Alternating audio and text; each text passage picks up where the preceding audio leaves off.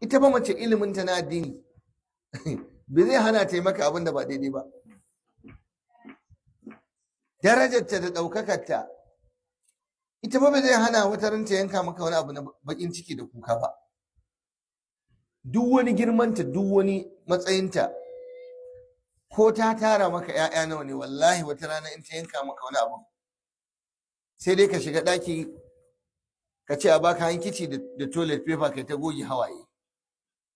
Ka da ku ba da tsumagi ba da itace ba. Allah ya ce inna kai da kunna azim, kaidin ku mai girma ne. Qur'ani fa da kanshi ya faɗa. Makircin mata babba ne. Kuma ita mace duk matsayinka wallahi bai gagara ba kaga tana maka wani abin da ba daidai ba. Kai ne kake ganin kana da wannan matsayin, ita in abin ya zo idan ta rufewa yake ba ta ganin wannan matsayin naka, sai ta yi wannan ɗabi'ar ta mata. To haka za a yi zauna ba a haƙuri, ai ta kashe aure, ai ta faɗa. To idan baka yi haƙuri da taka matar ba, to kai baka so a yi haƙuri da yarka in ka aurar da ita? Da mun gane wannan, da mun samu sauƙi.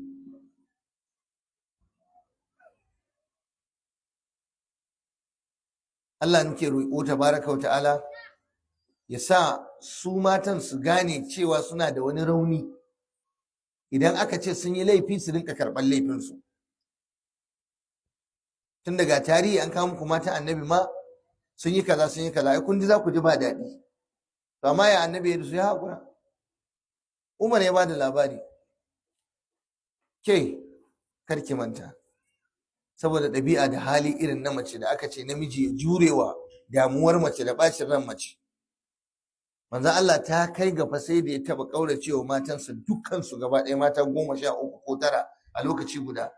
Sai da ya wata guda ya ƙaurace musu, wata cir. Yanzu inda ya biye zuciya ai duk sallaman su, har sai da Allah ya ja musu